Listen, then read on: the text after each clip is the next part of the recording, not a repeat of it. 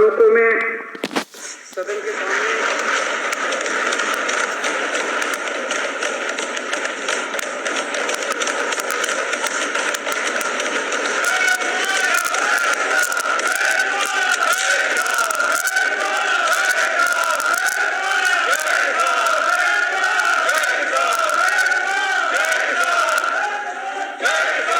अध्यक्ष महोदय, अंग्रेजों के समय एक ऐसा ही आंदोलन हुआ था 1907 में। उस आंदोलन का नाम था पगड़ी संभाल जट्टा। पंजाब में आंदोलन हुआ था, बिल्कुल हूबहू ऐसा ही आंदोलन। वो आंदोलन भी 3 कानूनों के खिलाफ था। अंग्रेजों ने 3 कानून पास किए थे, Bari Doab act, Punjab land colonisation act, Punjab land alienation act. और पंजाब के किसानों ने इसके खिलाफ आंदोलन किया था। इतनी संख्या में लोग इकट्ठे हुए थे। 9 महीने तक ये आंदोलन चला था अंग्रेजों के खिलाफ। तो एक तो ये केंद्र सरकार ये ना समझ ले कि ये किसान आसानी से जाने वाले हैं। उस आंदोलन की लीडरशिप की थी भगत सिंह के पिताजी ने, किशोरी सिंह जी ने, और भगत सिंह के चाचा ने, अजीत सिंह जी ने। उन दोनों ने मिलकर एक भारत माता निर्माण सोसाइटी बनाई थी। उस सोसाइटी की लीडरशिप के अंदर वो आंदोलन हुआ था इन 3 कानूनों को खारिज करवाने के लिए। उस वक्त भी अंग्रेज सरकार ने कहा था थोड़े अमेंडमेंट कर देते हैं। कई राउंड्स ऑफ डिस्कशन हुए थे।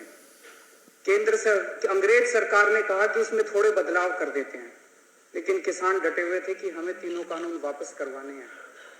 और अंत में अंग्रेजों ने 3 कानून वापस लिए थे। मैं सोच रहा था कि भगत सिंह ने क्या इसी बात के लिए कुर्बानी दी थी कि जब देश आजाद होगा तो अपनी सरकारों के खिलाफ भी इसी किस्म से आंदोलन करने पड़ेंगे। आजाद भारत के अंदर भी इतने लोगों को अपनी जान कुर्बान करनी पड़ेगी। आज कितने किसान हमारे सिंघू बॉर्डर के ऊपर सुप्रीम सैक्रिफाइस दे रहे हैं। एक किसान भगत सिंह बन के वहां पे बैठा हुआ है। केंद्र सरकार कह रही है कि किसानों को कानून समझ नहीं, कानूनों का फायदा समझ नहीं आता। तो केंद्र सरकार ने अपने सारे बड़े दिग्गज नेता, जितने बड़े बड़े इनके नेता हैं, उनको उतारा है कि समझाओ, और वो समझा रहे हैं। आज योगी आदित्यनाथ जी, जो भारतीय जनता पार्टी के बहुत बड़े नेता हैं, उत्तर प्रदेश के मुख्यमंत्री हैं, वो टीवी में आ रहा था, शायद बरेली में 20,000 किसानों की रैली उन्होंने की। उनको कहा गया भाई इन 3 बिलों के फायदे समझाओ, तो फायदे समझाने लगे वो। मैं सुन रहा था उनका भाषण। तुम्हारी जमीन नहीं जाएगी, ये फायदा है क्या? वो तो थी अभी तक, अब जाएगी नहीं, मतलब ये क्या फायदा है? तुम्हारी मंडी बंद नहीं होगी, ये फायदा है क्या? तुम्हारी मंडी बंद नहीं होगी, तुम्हारी जमीन नहीं जाएगी, तुम्हारा ये, अरे भैया ये तो था ही हमारे पास, फायदा क्या है? तो इनसे किसी से पूछ लो, ये भी इतने सारे बैठे हैं, किसी से पूछ लो, किसी भाजपा वाले से, ये फायदा क्या है? वो बता रहे हैं कि आ रहा हूं मैं उसमें, फायदा और नुकसान दोनों, नफा नुकसान बताऊंगा, चिंता ना करो। तो इनसे किसी से पूछो भाजपा वाले से फायदा क्या है, तो सारे जनों को एक लाइन रटा रखी है, किसान अब अपनी फसल पूरे देश में कहीं भी बेच सकता है। यही कहते हैं ना ये।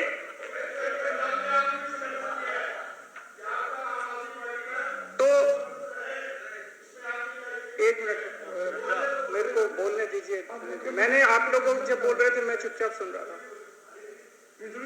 मैं आज धान का एमएसपी 1868 है। उत्तर प्रदेश और बिहार में ये 900,000 रुपए में बिक रहा है। मेरे को बता दो कि पूरे देश में मेरा बिहार और उत्तर प्रदेश का किसान कहां ये फसल बेच के आए कि इसको एमएसपी से ज्यादा दाम मिल जाए।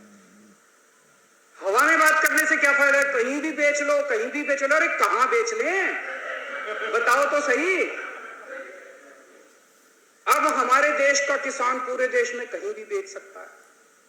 वो देश का किसान कहीं भी नहीं बेचेगा। उनको भी पता है कि कौन बेचेगा।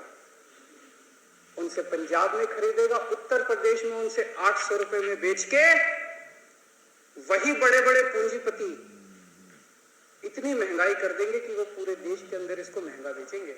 ये किसानों के बेचने के लिए कानून नहीं बनाया गया। तो कहा जा रहा है कि किसानों को भ्रमित किया जा रहा है। किसानों को भ्रमित नहीं किया जा रहा, भाजपाइयों को भ्रमित किया जा रहा है। सारे भाजपाइयों को अफीम खिला दी है और अफीम खिला के कह दिया ये रट के बस यही बोलो।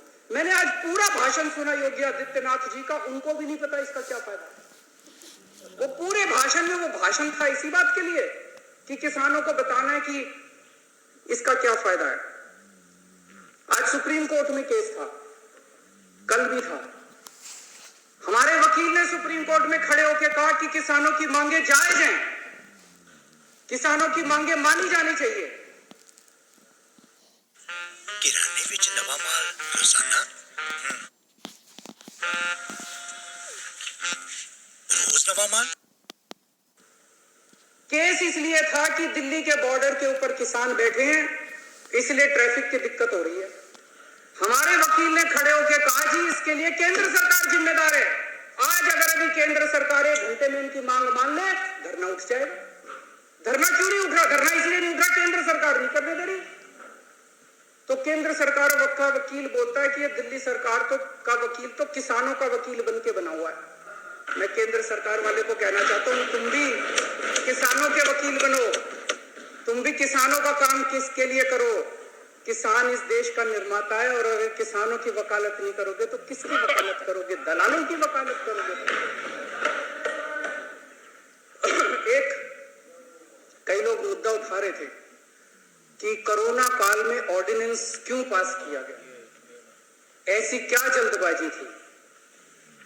अभी ये कानून शायद 70 साल के भारत के इतिहास में पहली बार हुआ होगा कि राज्यसभा के अंदर बिना वोटिंग के वहां पे राज्यसभा अध्यक्ष ने पास करके पास कर दिया, जबकि पूरा हाउस चिल्ला रहा था। जैसे आप यहाँ बैठे हैं, कई बार हाउस चिल्लाता है, आपने तो कभी बिना वोटिंग के कोई कानून पास नहीं किया।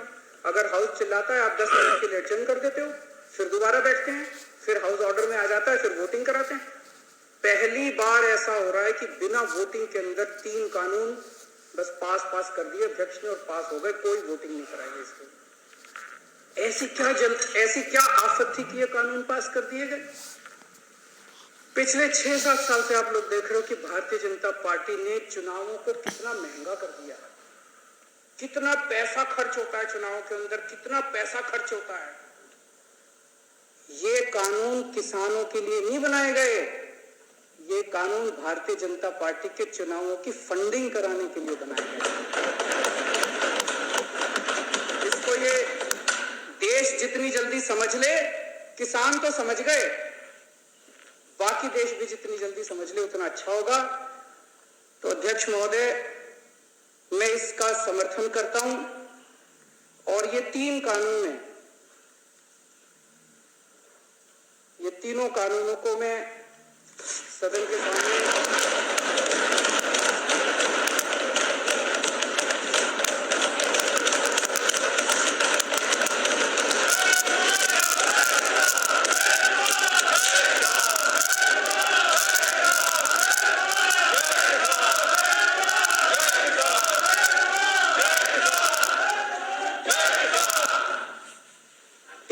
कानूनों को फाड़ते हुए मुझे बेहद दर्द हो रहा है।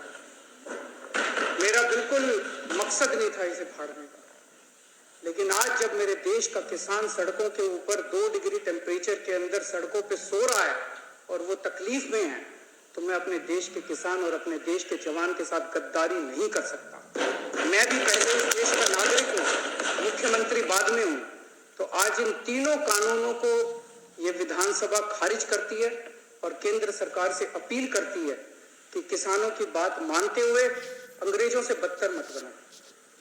अंग्रेजों ने 9 महीने में कानून वापस ले लिए थे, आप कम से कम आजादी की इतनी तो इज्जत रख लो कि 20 दिन के बाद अब इन कानूनों को वापस ले लो।